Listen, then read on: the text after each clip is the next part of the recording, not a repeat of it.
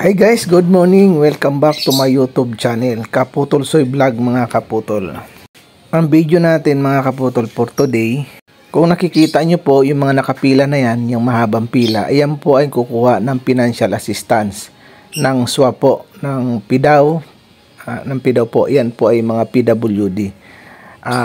Ang financial po na matatanggap namin dito sa Quezon City para sa PWD ay mayroon po kaming 1.5 quarterly. Ibig sabihin, ang monthly po namin ay 500.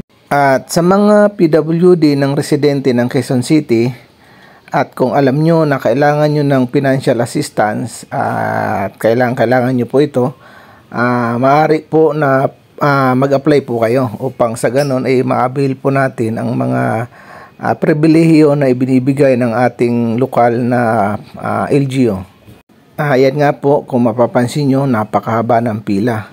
Sa araw na ito po ay nung kahapon po ginanap, January 11 January 11. Ayan po ay dalawang district, District 6 at saka District 5. Yung kabila na yun yung District 6, yung natatanaw nyo na yan. Itong dinaanan natin, ito ay ang District 5. Hindi po pwedeng ipagsabay-sabay kasi alam nyo naman, ang Quezon City ay napakalaking city mga kaputol. At dito rin, medyo marami po ang mga PWD sa aming lungsod.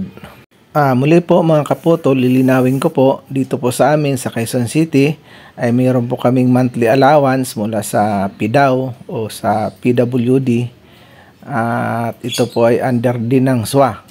Mga kaputol, dito ay nakakatanggap kami ng 500 monthly. At ito ay binibigay sa amin every quarterly. Ibig sabihin, meron kaming 1.5 every quarterly. Ito pong proyekto na ito ay bigay sa amin ng aming butihing mayor. And then ang year namin ito, ang isang taon nito ay umaabot siya ng 6,000 mga kaputol.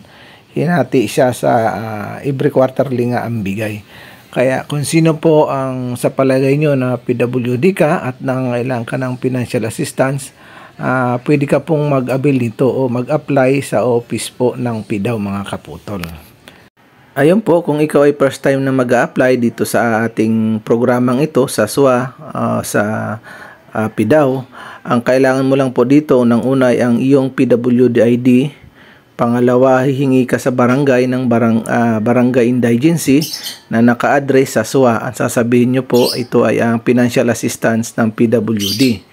Dito po, kailangan din po natin dito ng ID picture 2x2 or 1x1. Ang panghuli po nating requirements dito, kailangan po natin dito ng medical certificate. Lalong-lalo na po kung ang kapansanan mo ay hindi nakikita o yung non-apparent. Sa katulad ko po kasi, ako ay apparent. Ibig sabihin, physically nakikita ang aking kapansanan. May mga pagkakataon na kapag ganun, pinagbibigyan na nila ng hindi na po kailangan ng medical certificate. But kung meron ka naman ito, mga kaputol, dalhin mo na para wala na pong maging aberya sa iyong pagkuha. Ayan mga kaputol, regardings naman po sa pag-apply nito mga kaputol, medyo may kabagalan nga lang po kasi ito ay pinoproseso. Kailangan matutulan tayo magintay kasi po marami po itong pagdadaanan. I-interviewin po kayo, kung qualified po kayo sa programa, pagbibigyan po kayo. Ito ay dadaan pa po sa marami pang proseso katulad ng sinasabi ko. Isa dito ay ang SSDD mga kaputol. Mga kaputol, ako man, naaminin ko po na ang mga ganito ay isa po ako sa nangailangan sapagkat sa ngayon na-stop po ang aming trabaho at siyempre may pangangailangan po tayo sa araw-araw. Ang nais po sana nga natin na ang mga PWD ay magkaroon ng sustainable na hanap buhay upang sa ganon masuportahan natin ang ating pangangailangan at higit sa lahat ay hindi tayo maging pasani ng ating mga pamilya. Sapagkat po ang kaalaman ng lahat o nakararami, kapag ikaw ay isang PWD, ikaw ay pasani ng pamilya. Aminin man natin at sa hindi, parang ito ay katotohanan o realidad ng buhay. Ngunit mga kaputol, tulad ko ng isang PWD, gusto po natin ay magkaroon ng sariling income mga kaputol. May nabasa nga po ako sa isang libro, nakalimutan ko po sino ang may akda. Ang sabi niya doon, huwag mong bigyan ng isda, turuan mo silang manghuli ng isda. Tama nga naman po mga kaputol.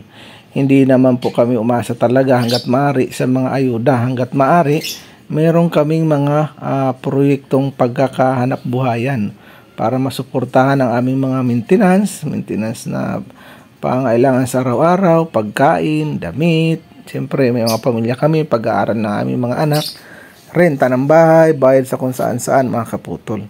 Kaya, ang masakit lang po talagang tanggapin ng ating mga kapwa PWD kapag sila ay medyo nahihirapan na talaga, wala na po silang choice. Ang takbuhan po nila ay kalye. Alam niyo po kung bakit, mga kaputol. Nalulungkot po ako kasi sila ay namamalimos. Sana nga hanggat maaari ay wala tayong makitang PWD na pakalat-kalat sa kalye at namamalimos, mga kaputol. Mga kaputol, lilinawin ko lang po. Itong mga nakapila na ito ay ang batch 4. Itong batch 4 na ito yung mga nakakatanggap na po ng monthly allowance. Ito pong kanilang pila na ito yung huling bigay sa kanila na pang 6,000 mga kaputol. Kumbaga sila ay nakatanggap na ng first, second, third batch, third allowance. Kaya ito yung pang-apat na allowance nila. Kumbaga sarado na yung kanilang allowance na 1 year. Tapos mga kaputol, itong programang ito ay pwede mong i-reapply, mga kaputol. Kung sa tingin mo ikaw Ma'am, sama ko kayo sa YouTube.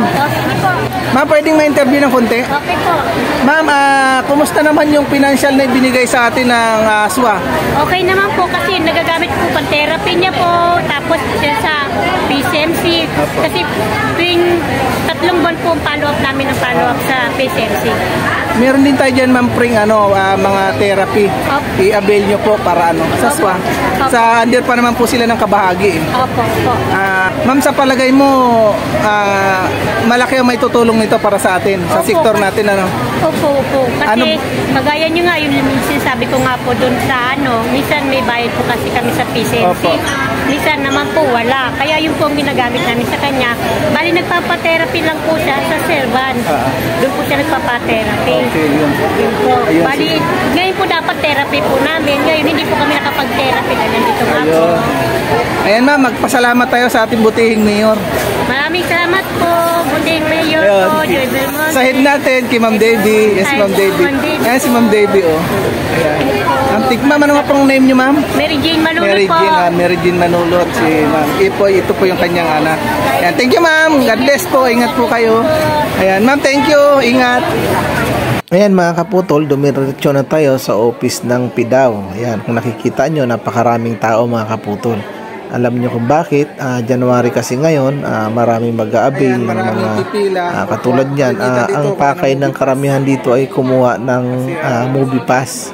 Kasi nga, nabalitaan nila na pwede nang pumasok na sinihan ang mga PWD. Ang movie pass na ito mga kaputol ay merong kayong araw ng panonood, Lunes at saka Martes. Ito ay free po para sa mga PWD. Katulad din po ito ng pribilehiyo ng senior citizen. Kaya ayan mga kaputol. Ayan mga kaputol, lubos ako nagpapasalamat sa inyong panonood. Please like, share, and subscribe mga kaputol. God bless po. Mag-iingat po tayong lahat.